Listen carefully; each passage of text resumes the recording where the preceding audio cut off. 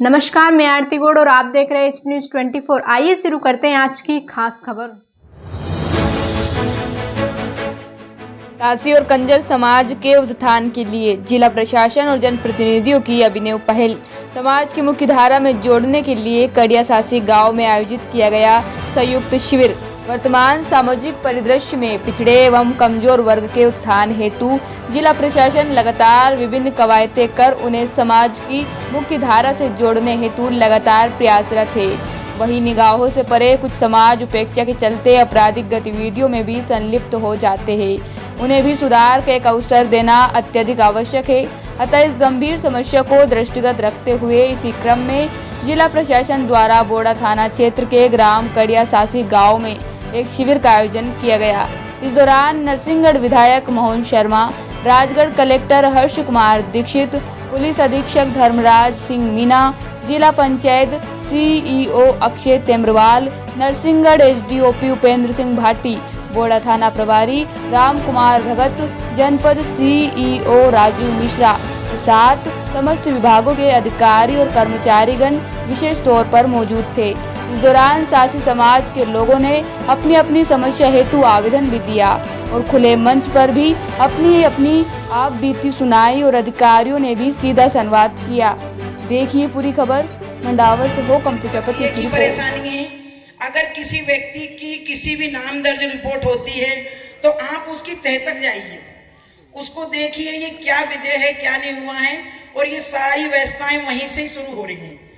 तो इसीलिए मैं पूरे गांव की तरफ से, मेरी तरफ से, मेरे पूरे शिक्षित भाई बहनों की तरफ से एक ही निवेदन करूंगी कि पुलिस विभाग वाले इस बात को बिल्कुल ध्यान से लें। में एक केस चल रहा है, वो एक माता बैठी हुई है, मेरा भाई है कमल सिंह, वो भी मालूम नहीं किस केस में फंसा हुआ है, मास्टर है, वो आना चाहती है सर, आपसे बात करना चाहती है।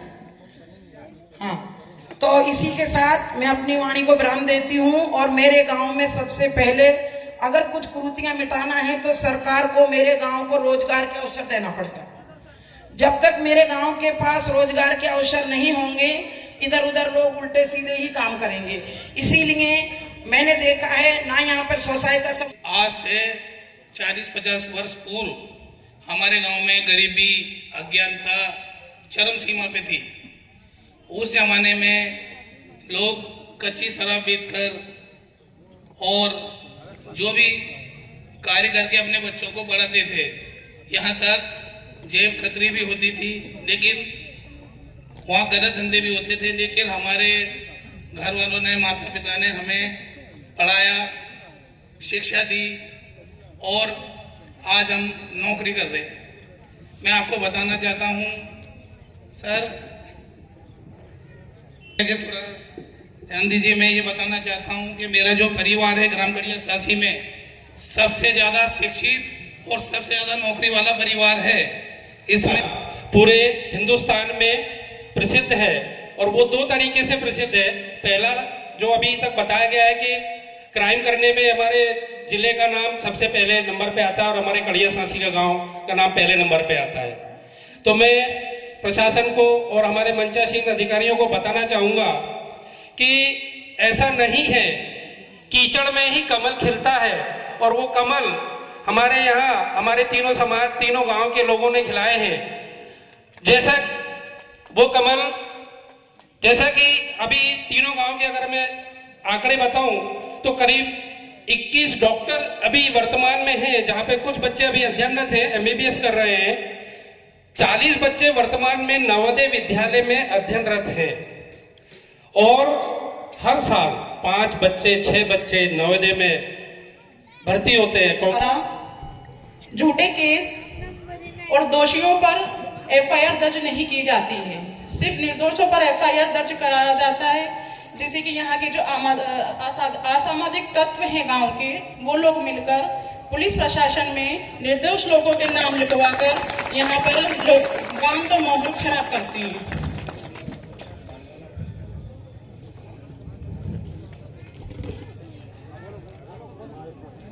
मैं ये कहना चाहती हूँ यहाँ पर कि आज हमारे इस गांव में, इस देश में हमारा सुरक्षा बल है पुलिस डिपार्टमेंट, लेकिन आज हमारा इस पूरे देश में सिर्फ यही एक समाज है जो अपने खुद स्वयं को असुरक्षित रखता है सुरक्षा बल से।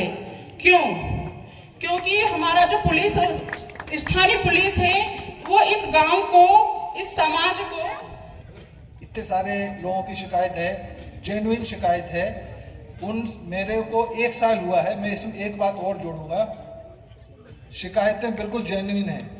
हम हर शिकायत पे पूरे तहे दिल से, पूरे चिंतन मनन से, कानून के तहत और मानवीयता के आधार पे मैं खुद अपने स्तर पे इसको निर्णय लेने के लिए अपनी तरफ से कार्रवाई करूंगा और जैसा मार्गदर्शन होगा वैसा करूंगा। इसमें कोई अलग से मैं नहीं कह रहा हूं, जो प्रक्रिया है उसको और अच्छे से पारदर्शी बनाऊं। अब बात आती है वो एवज में पकड़ने की, और तमिलनाडु की पुलिस मुरैना में पकड़ रही है। मुझे 1 साल हुआ है, मैं केवल 2023 का एक छोटा सा आंकड़ा दे रहा हूं। 2023 1 जनवरी से 31 दिसंबर के बीच में एमपी के राजगढ़ जिले के बाहर की 395 थानों की पुलिस यहां आ चुकी है।